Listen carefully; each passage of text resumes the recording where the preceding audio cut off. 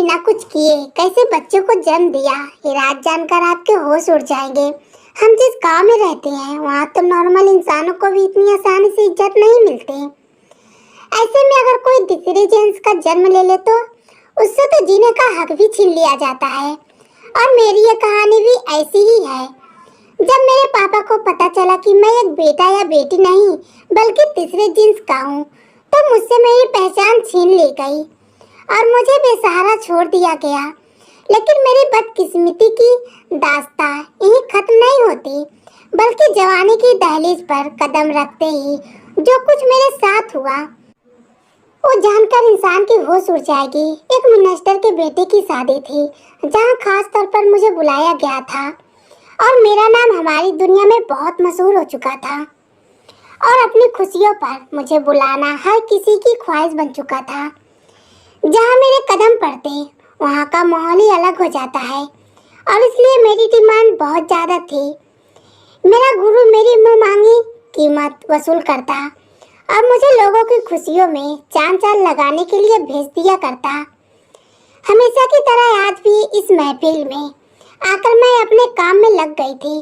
वही काम जिसके 1000 रुपए मेरे गुरु को मिलते थे और उससे कहीं ज़्यादा मुझ पर निछावर कर दिए जाते थे।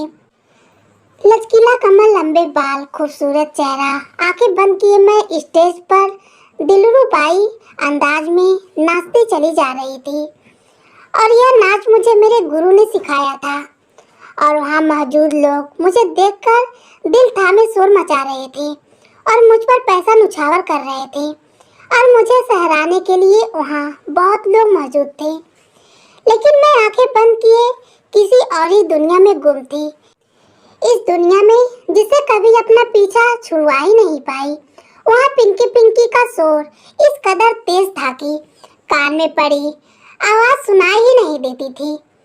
इन सब के बावजूद मैं उस हाल से बेखबर थी, लेकिन आंखें बंद किए भागते भागते मैं उस छोटी सी गली में पहुंच गई थी जहां मेरे बाप ने मुझे हाथ पकड़कर खींचकर घर से बाहर निकाल दिया था और मेरी माँ को गालियाँ बकता मुझे अपनी नजरों के आगे से दूर होने का कह रहा था।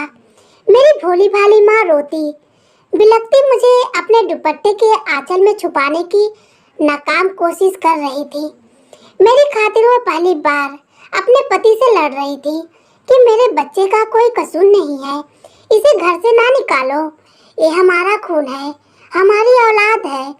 लेकिन मेरे पापा तो उस जवानी के खौफ से बेरहम बन चुका था। वो मेरी माँ पर चीख रहा था, बेशर्म औरत, तो मुझसे कहती रही कि तूने बेटा को जन्म दिया है और मैं सीना चौड़ा करके जीता रहा कि मेरे घर में बेटा आया है, लेकिन तूने तो इस हिजड़े को पैदा करके हमारे मुंह पर कालिक पोत दी है। हम खानदान तो क्या दुनिया किसी को मुंह दिखाने के लायक ही नहीं रहे और तू कहती है कि यह तेरा बेटा है। आखिर तू कब तक छुपाएगी इस सच को कि तूने ये किन्नर को जन्म दिया है? वो सच जो मम्मी पापा से छुपाती आ रही थी वो आज अचानक ही खुल गया था। मैं अपनी बड़ी बहन की चूड़ियां पहने, जाली वाला दुपट्टा ओढ़े, काजल लगाए किसी गाने पर नाच रहा था जब अचानक यहाँ पर पापा अपनी दुकान से वापस घर चले आए थे और मुझे ऐसे देखकर तंग रह गए थे।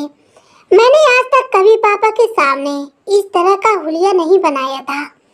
ऐसे ही पापा मुझे हमेशा अपनी बहनों के साथ देखा करते थे, लेकिन आज जब पहली बार पापा ने मुझे इस हुलिया में देखा तो वो कुछ छिटक से गए और कुछ ही देर में उन्हें वो सच समझ में आ गया जो मेरी माँ पिछले 10 सालों से मेरी माँ उनसे छुपाती आ रही थी। पहले तो पापा को भरोसा ही नहीं आ रहा था। वो गुस्से में कहने लगे कि ये तूने क्या हुलिया बना रखा है, लड़कियों की तरह दुपट्टा क्यों रखा है और चूड़ियां पहनने की हिम्मत भी कैसे हुई तेरी?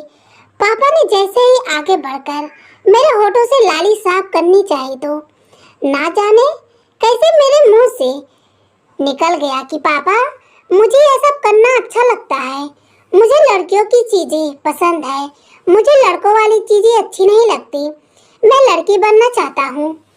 और यह सुनते ही पापा ने एक जोरदार थप्पड़ मेरे मुंह पर मार दिया।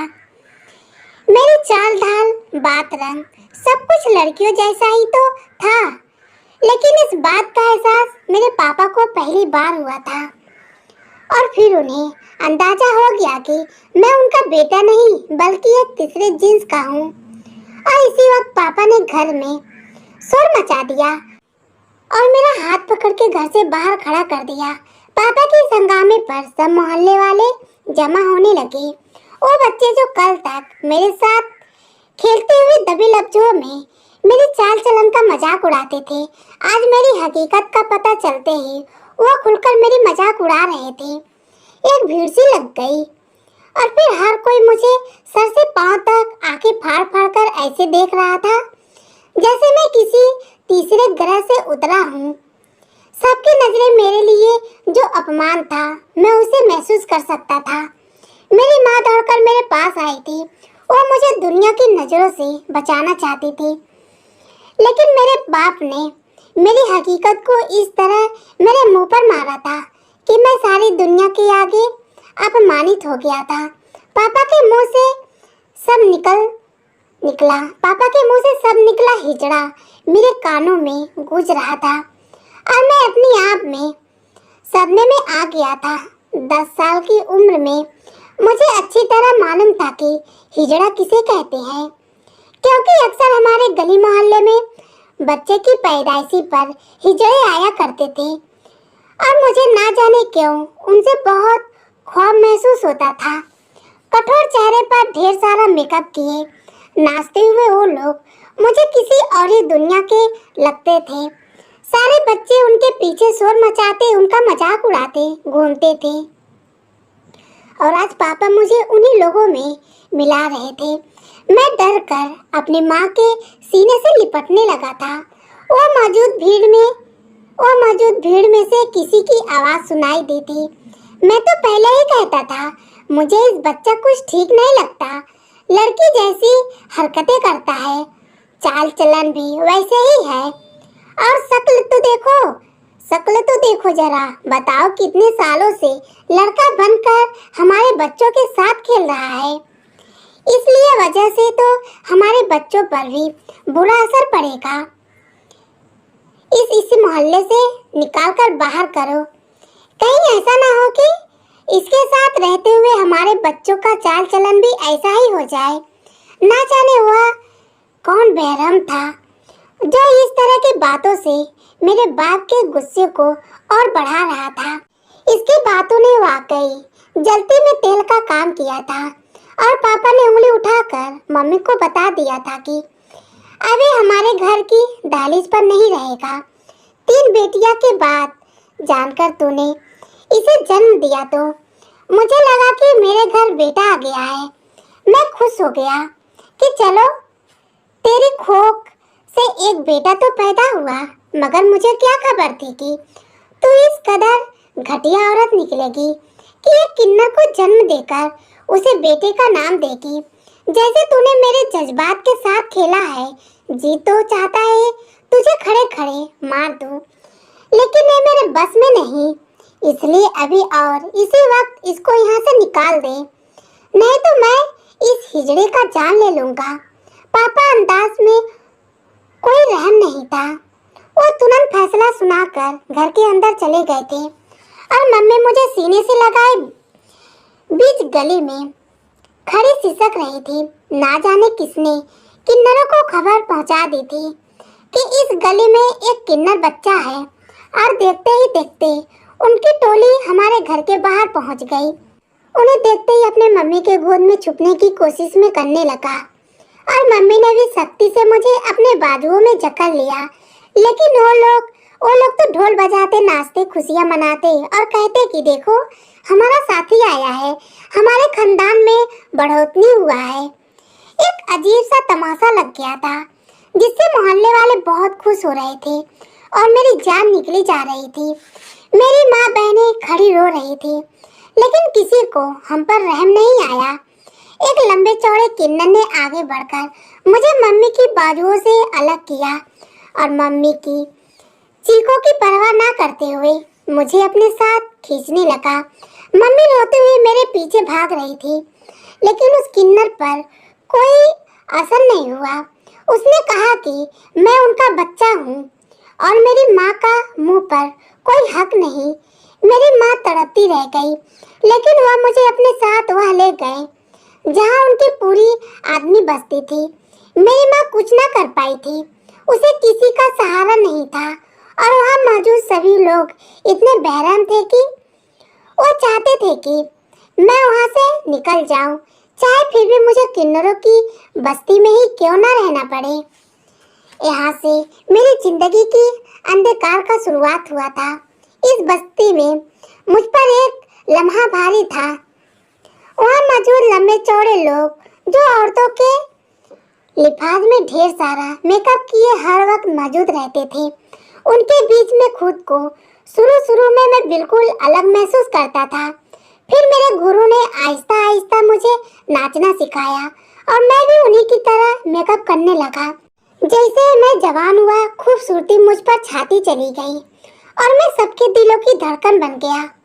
अब मेरा नाम पिंकी था और लोग मुझे एक लड़की के रूप में देखने लगे थे।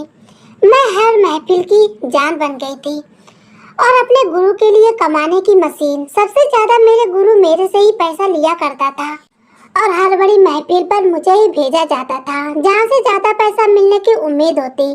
आज भी मैं ऐसे ही एक मिनिस्टर के घर शादी में नाच रही थी और इस दुनिया से दूर अतीत की बंद गोलियों में सफर कर रही थी कि अचानक ही मुझे अपनी कमर पर किसी की गोलियों की एहसास हुआ था और मैंने तड़प कर आंखें खोल दी थी। शराब की बंदूक महक रही थी और मेरे बहुत ही करीब उस मिनिस्टर का बेटा खड़ा मेरे बाजू से खेलने की कोशिश कर रहा था। मैं घबरा कर पीछे हटी थी। 15 साल की उम्र में मैं जवानी के जोबन पर थी और वह नशे की हालत में बेकाबू हो रहा था। आज से पहले कभी किसी महफिल में ऐसा नहीं हुआ था, इसलिए मैं डर गई थी। उसने अचानक की आगे बढ़कर मुझे अपने बाजुओं में कैद करना चाहा, तो मैंने उसे पीछे की तरफ ढकेला और स्टेज से उतरकर अपनी गाड़ी की तरफ दौड़कर चली गई। हमारा गुरु हमारे साथ गाड़ी और ड्राइवर भी भेजा करता था। मैंने उसे फौरन वापस चलने को कहा और जब मैं घर पहुंची तो मेरा गुरु मुझे इतनी जल्दी देखकर हैरान रह गया। मैं उसके कदमों में बैठ गई और उसे बताया कि किस तरह मिनिस्टर का बेटा अपनी हदें पार कर रहा था। मेरी बात सुनकर गुरु अचानक गुस्से में खड़ा हुआ और कहने लगा, पैसे एक काम के देते हैं और काम दो दो लेते हैं। उन लोगों की औकात ही छोटी है। अगर ये सब करना था तो पहले बताते, मैं ज्यादा दाम लगा लेता। गुरु की बात सुनकर मेरे रोंगटे खड़े हो गए और पहली दफा मुझे एहसास हुआ था कि मैं जिस जगह मौजूद हूँ वो बिल्कुल सेफ नहीं है। मेरा गुरु तो इन घटिया हरकतों के पैसे भी वसूल करने को तैयार था। ये सच था कि मुझे लड़कियों की कितना सजना संवरना पसंद था, लेकिन गैर मर्दों के साथ ऐसे किसी संबंध के बारे में सोच भी नहीं सकती थी। कुछ ही देर गुजरी थी कि मिनिस्टर के बेटे का फोन आ गया था और मेरा गुरु एक रात की कीमत तय करने लगा। मैं वहीं मौजूद ये सब सुन रही थी और मेरे कदमों तले से जमीन निकल गई जब 20,000 के लिए मेरा गुरु मुझे एक रात के लिए उस अमीरजादे के हवाले करने को तैयार हो गया था। मैंने हिचक से अपने गुरु को देखा तो वह कहने लगा, मेरी जान पिंकी, समझा करो, हम सिर्फ इसी वक्त तक कमाते हैं जब तक हम जवान होते हैं, लेकिन हमारा बुढ़ापा बहुत दर्दनाक होता है। तुम अपने गुरु को ही देख लो। जब तक मैं जवान था, एक एक महफिल में लोग हजारों रुपए मुझ पर लुटाते थे। मुझसे ज्यादा कोई और हसीन नहीं था, लेकिन आज कोई 1 रुपया भी देने को तैयार नहीं होता। इसलिए तुम भी अपनी जवानी का फायदा उठाओ और इतना पैसा कमा लो कि बुढ़ापे में परेशानी ना हो। हमारा कोई घर, बीवी बच्चे नहीं होते। हमें अपनी भविष्य का खुद सोचना होता है। उस गुरु ने मुझे ड्राइवर के साथ वापस जाने का हुक्म दिया था। वो चाहता था कि मैं मिनिस्टर के बेटे को खुश कर दूं, ताकि हमारी शादी हो जाए, और मैं मरे मरे कदमों से गाड़ी में बैठ गई थी। लेकिन मैं हर किसी उस शराबी इंसान के साथ रात गुजारने के बारे में सोच भी नहीं सकती थी। मैं ना मर्द थी ना औरत, मैं क्या थी, कौन थी, मुझे खुद भी अंदाजा नहीं था। मैं कैसे किसी मर्द के कमरे में जा सकती थी, यह सोच सोच कर मेरे दिमाग की नसें फटने लगी थी।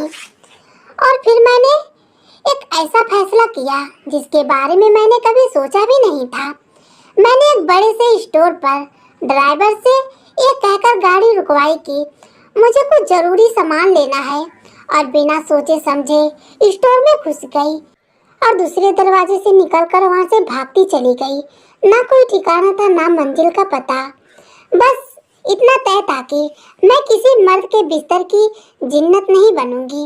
मुझे नफरत थी अपने बाप जैसे मर्दों से, जो हम जैसे लोगों के साथ जी तो बहलाते हैं, अपनी खुशियों और गमों में तो बुलाते हैं, लेकिन अपनाते नहीं हैं। यह लोग हमारे आशीर्वाद पर तो यकीन रखते हैं, लेकिन हमारी मौजूदगी को कबूल नहीं करते।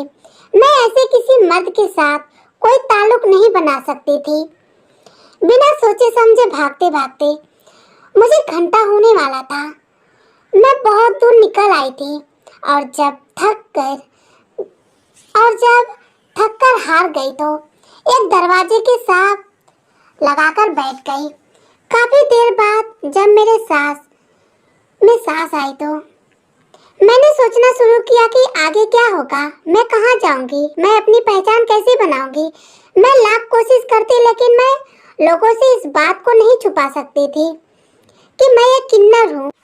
वो एक बड़ा सा घर था जिसके दरवाजे के साथ में बैठ गई थी। एक काले रंग की गाड़ी आई और उस घर में दाखिल हो गई। मैं अपने आप में सिमट गई थी ताकि गाड़ी की रोशनी मेरे वजूद की सच्चाई बयां न कर दे। मुझे वहां बैठे कुछ ही देर गुजरी थी और मैं वहां से उठने का सोच ही रही थी कि उस घर से गार्ड निकला और कहने लगा, आपको अंदर बुलाया गया है। ये सुनकर मैं परेशान हो गई कि पता नहीं किसका घर है और कोई मुझे अंदर क्यों बुला रहा है। उस गार्ड ने मेरे चेहरे पर परेशानी देखी तो कहने लगा कि फिक्र ना करो, मालिक लोग बहुत अच्छे हैं। मुझे अपने आगे के रास्ते का कुछ पता नहीं था, लेकिन जो लोग मुझे अंदर बुला रहे थे, एक बार उनसे मिलने में कोई हर्ज ही नहीं था। वैसे भी मेरे पास खोने को बचा ही क्या था, ना मेरी कोई जात थी ना कोई पहचान। मैं इस गार्ड के पीछे उस घर में दाखिल हुई। अंदर से वो एक आलीशान बंगला था। एक अंधे उम्र की आदमी मेरे सामने बैठा था। मुझे देखकर मुस्कुराया और अपने सामने बैठने का इशारा कर दिया। उसकी नजरें मेरे शरीर पर जमी हुई थी और मैं सोच रही थी कि मैंने अंदर आकर ठीक किया है या नहीं। वो आदमी मुस्कुराते हुए कहने लगा, शायद तुमने मुझे पहचाना नहीं, लेकिन मैं थोड़ी देर पहले उस महफिल का हिस्सा था जहां तुम नाच रही थी और मिस्टर के बेटे ने तुम्हारे साथ गलत काम करने की कोशिश की थी। उस आदमी की बात सुनकर मेरे सर पर आसमान गिर पड़ा था। मुझ पर तो वही मुहावरा सटीक में बैठ रहा था कि आसमान से गिरा और खजूर में अटका। मैंने घबराकर उसे देखा तो वह कहने लगा, फिक्र ना करो, तुम यहाँ सुरक्षित हो। मैंने तुम्हारे दरवाजे पर बैठा देखकर पहचान लिया था और मुझे अंदाजा हो गया कि तुम उसी वक्त से परेशान होकर इस तरह अंधेरे रात में यहाँ अकेली बैठी हो, तभी मैंने तुम्हें अंदर बुलाया है। मुझे इस बात पर यकीन है कि तुम्हारी आशीर्वाद मुझे लगेगी। मैं और मेरी बीवी दुनिया जहाँ का पैसा होने के बावजूद भी सालों से निसंतान है, और मैं चाहता हूँ कि तुम हमें आशीर्वाद दो। उसके अंदाजा में मेरे लिए बहुत इज्जत थी और पहली बार मैंने किसी को अपने साथ इतना नरम और निवेदन करते पाया था, वरना हमारी कोई इज्जत नहीं होती। बल्कि मैंने तो यही देखा था कि लोगों को हमें तकलीफ पहुंचाकर मजा आता है। मैंने सच्चे दिल से उसके लिए प्रार्थना की कि उसकी संतान हो जाए और साथ ही उससे विनती की थी, मुझे एक रात ठहरने की इजाज़त दे दे। उसकी बीवी भी वहीं चली आई थी, वो भी एक नेक औरत थी। उन दोनों पति पत्नी ने मुझे एक रात अपने घर रुकने की इजाज़त दे दी। कम से कम एक रात का सहारा हो गया था। यही सोचकर मुझे थोड़ी सुकून मिली थी और उनके दिए कमरे में चली गई थी। लेकिन थकान और टेंशन की वजह से मेरी तबीयत खराब हुई और मुझे बुखार हो गया। जब सुबह उन दोनों पति पत्नी को इस बारे में पता चला तो उन्होंने डॉक्टर को बुला लिया और मुझे कुछ दिन ठहरने को कहा और मेरा इलाज भी शुरू करवा दिया। डॉक्टर ने बताया था कि मुझे वायरल फीवर है और एक हफ्ते तक रहेगा। यह एक हफ्ता मैंने उन दोनों पति पत्नी के घर में ही गुजारा था। वो दोनों बहुत ही अच्छे और ख्यालात रखने वाले थे और इसी वजह से ठीक होते ही मैंने उन दोनों से काम मांग लिया था। मैं उनके घर में किसी भी तरह की नौकरी के लिए तैयार था। बस दुनिया की नज़रों से बचकर मैं महफूज ठिकाना चाहती थी। मुझे यकीन था कि मगर मैं उस चार दीवारी से बाहर निकलती तो मेरे गुरु के लिए मुझे ढूंढना कुछ मुश्किल नहीं था, क्योंकि किन्नरों का नेटवर्क बहुत महफूज होता है और मजबूत भी, और उनके लिए अपने बंदों को तलाश करना कोई मुश्किल काम नहीं होता। उन दोनों मियाँ बीबी ने मुझे अपने घर में ही सफाई का काम दे दिया और मैं खुशी खुशी उस काम में लग गई। लेकिन कुछ हफ्ते के बाद ही मुझे अपने अंदर एक अजीब सी बदलाव महसूस होने लगी। हर वक्त मुझे मतली महसूस होती और चक्कर आती। पसीनों से मेरा शरीर सरोवर हो जाता और मेरे लिए अपने पैरों से खड़ा रहना भी मुश्किल होता। और फिर दूसरे महीने में मुझे पता चला कि मैं प्रेग्नेंट हूँ और यह सुनकर मेरे कदमों तले से जमीन निकल गई। ये कैसे मुमकिन था कि मुझ जैसा किन्नर प्रेग्नेंट हो जाता। मुझे तो इस बात पर यकीन ही नहीं आया था। ना मेरा किसी के साथ कोई ताल्लुक था और ना ही मैं पूरी तरह औरत थी। और फिर मुझ पर एक ऐसे राज का खुलासा हुआ जिसे सुनकर मेरे रोंगटे खड़े हो गए। मेरे मालिक और मालकिन ने मुझे एक ऐसी बात बताई जो मेरे लिए बहुत ही हैरान करने वाली थी।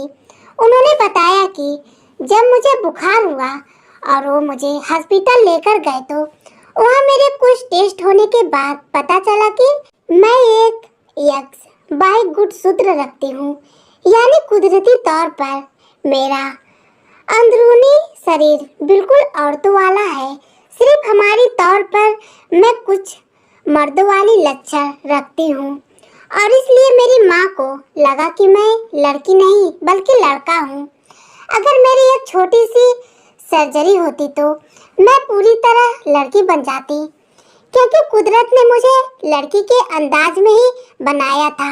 मैं आम औरतों की तरह गर्भवती भी हो सकती थी और उन्हीं की तरह जिंदगी भी गुजार सकती थी। ये बात सुनते ही मेरी मालिक और मालकिन ने फैसला किया कि वो अपने बच्चे की पैदाइशी के लिए मेरे शरीर को इस्तेमाल करेंगे और मेरे बुखार में ही उन्होंने मेरे जिस्म में अपने बच्चे का भ्रूण डलवा दिया था। दरअसल मेरे कोख में जो बच्चा पल रहा था वो मेरा नहीं बल्कि मेरे मालिक और मालकिन का था, जिसे आईवीएफ प्रोसेस के जरिए मेरे कोख में डाला गया था। मालिक और मालकिन की बात सुनकर मैं हक्का बक्का रह गई थी। उनके कहने के मुताबिक मैं एक किन्नर नहीं बल्कि एक औरत थी जिसे सिर्फ एक छोटी सी सर्जरी की जरूरत थी और फिर मैं अपनी असली पहचान हासिल कर लेती। उन दोनों पति पत्नी ने अपनी गलती की मुझे माफ़ी मांगी। उन्होंने मेरी इज्जत के बगैर, मेरी इजाज़त के बगैर अपने बच्चों को मेरे अंदर डलवा दिया। लेकिन साथ ही वो कहने लगे कि वो मुझे मेरी सही ज़िंदगी लौटाना चाहते हैं। वो मेरी सर्जरी का खर्चा उठाने को भी तैयार थे और मुझे नॉर्मल लड़कियों वाली ज़िंदगी देने को भी तैयार थे। उनकी बात सुनकर मैंने अपने पेट पर हाथ फेरा और उस बच्चे को वजूद को महसूस करने लगी, जिसकी वजह से मुझे मेरी असल पहचान मिलने वाली थी। मेरी संतुष्टि के लिए उन्होंने मुझे बहुत सारे डॉक्टर से भी मिलवाया और उनसे मिलने के बाद मुझे पता चला कि अक्सर लड़कियां दिखने में लड़कों जैसी होती हैं, यहाँ तक कि उनका शरीर भी मर्दानी होती है, लेकिन कुदरती तौर पर उनका अर्दूनी अंग औरतों जैसा होता है और दूसरी तरफ कुछ लड़के देखने में लड़कियों जैसे होते हैं और उनकी आवाज़ की जानना होता है, लेकिन उनका अंदरूनी अंग बिल्कुल मर्दों वाला होता है। यहाँ तक कि वो मर्दाना स्पर्श की काबिलियत भी रखते हैं और पूरी तरह मर्द होते हैं। लेकिन माँ बाप के पास अगर सही जानकारी ना हो और अगर उन्हें अच्छे डॉक्टर की सलाह ना मिले तो ऐसे बच्चे खुद को किन्नर समझ बैठते हैं और दुनिया भी उन्हें बदनामी और बदसलूकी के समंदर में उतारकर उन्हें किन्नर बनाने पर मजबूर कर देते हैं। पूरे 9 महीने बाद मैंने एक सेहतमंद बच्चे को जन्म दिया था और वो बच्चा मेरे मालिक और मालकिन की अमानत था, इसलिए मैंने उस बच्चे को उनकी गोद में डाल दिया था। मेरे मालिक और मालकिन ने मेरा पूरी तरह इलाज करवाया और आज मैं एक सेहतमंद लड़की हूँ। आज के दौर में ऐसे बहुत से संस्थान काम कर रहे हैं जो हम जैसे लोगों की मदद कर रहे हैं, जिससे हम जैसे बच्चों का मुफ्त इलाज हो सकता है।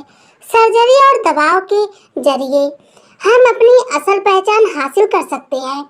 मेरी तमाम माँ बाप से गुजारिश है कि अगर आपको अपने बच्चों में कोई बदलाव महसूस होती है और आप उसे जिन्स को लेकर किसी परेशानी या तनाव का शिकार हैं तो एक बार किसी माहिर डॉक्टर से मशवरा जरूर करें और हम जैसे लोगों को किन्नर बनने से बचा लें जो कुदरती तौर पर किन्नर नहीं होते। धन्यवाद दोस्तों।